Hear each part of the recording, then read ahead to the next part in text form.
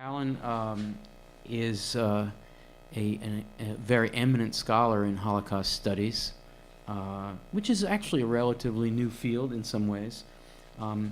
He's had fellowships at the Center for Advanced Holocaust Studies, and also, among many other places, Penn's Center for Advanced Judaic Studies, and he spent a year here at Penn. Making his way to the main campus once in a while, but not as far down west as the Writers' House, but here he is tonight, and at the United States Holocaust Memorial Museum, among other places. He lectures regularly on Holocaust literature at Yad Vashem's International School for Holocaust Studies. The book that we don't have, but which you have here, is really more relevant to tonight's discussion. The Wonder of Their Voices, the 1946 Holocaust Interviews of David Boder. And this book was published by Oxford Press in 2010, and this are among his many books.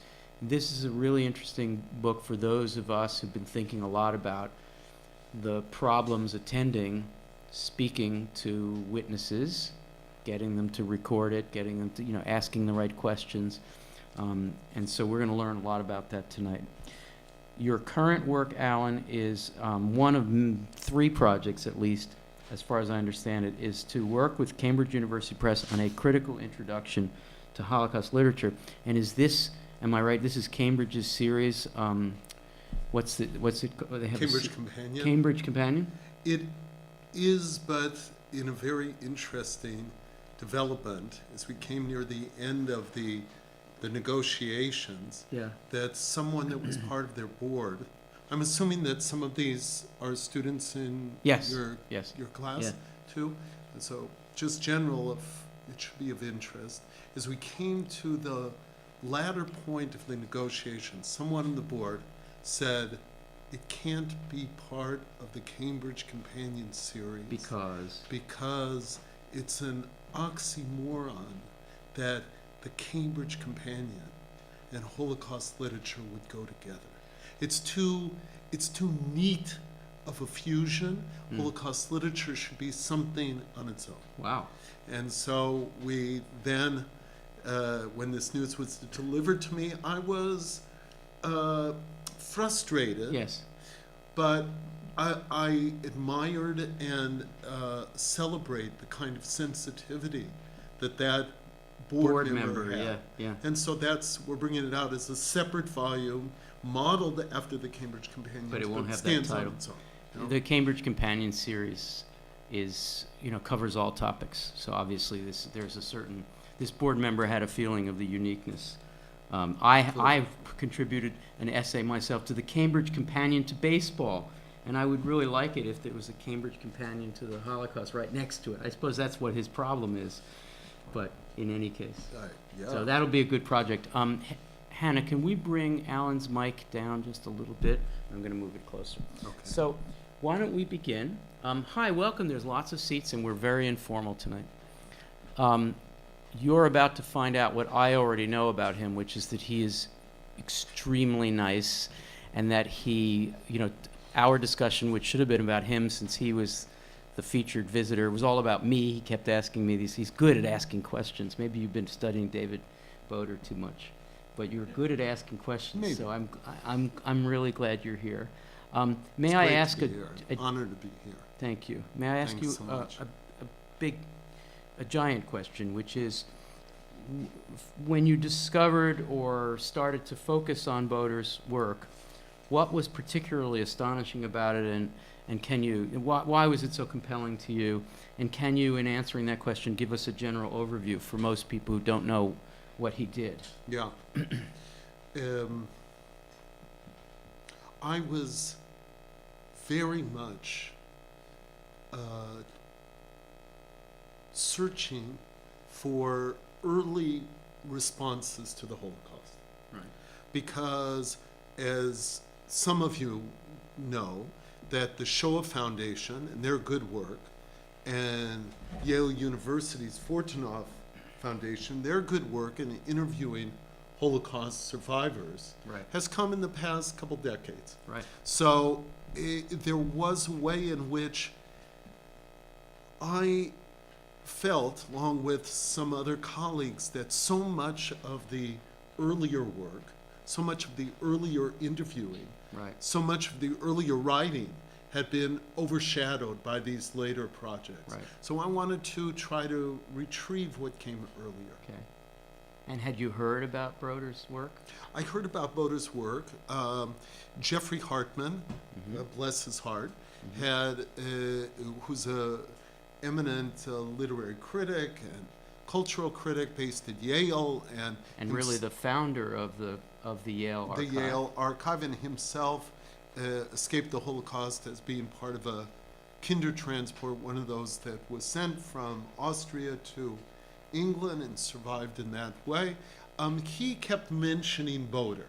He kept saying there was this person who did these early interviews and came out with this early book called I Did Not Interview the Dead. And if you turn, this is of course a picture of David Boder on the front. And then if you turn to the second page, the back there, you see the cover of David Boder's own book, published in 1949 with University of Illinois Press, called, with the haunting title, I Did Not Interview the Dead. And so he kept referring to this, and he didn't say much more except that it happened. So I started trying to excavate and found that it was interesting. And then when I was working on Songs of Defiance and interested in language, I found that Boder interviewed in 9 different languages. Eastern European Jews of this period and Central European Jews were particularly gifted with multilingual capabilities. Right. So Boder, he was born in Latvia, in the Courland, in the city called Libau. He then went to school in Vilna and then in St. Petersburg. So he spoke Latvian, Lithuanian, German, Russian. Yiddish, Russian. Then he immigrated at the time of the Russian Civil War, first to Mexico, so he added Mexican to his repository. Then in 1926 he came to the United States and added English there. And then plus that are Polish, which he knew passively, and some French. What am I leaving out? There's probably one. Did we say English? We did say English. Yeah, so lots of languages. So I then was so taken with this convergence, doing something early. What was the early? Right. Boder in 1945, end of the war. The war ends May 8th, 1945, the European theater of World War II. Boder, and around a week before that or so, was saying, what needs to be done? What can I do as a response? And his response was, I should go to Europe and interview displaced persons. And it took him a year to get things in place to do that. He arrived in Europe July 27th, July 29th of 1946. He spent the next 9 weeks interviewing something on the order of 130 displaced persons.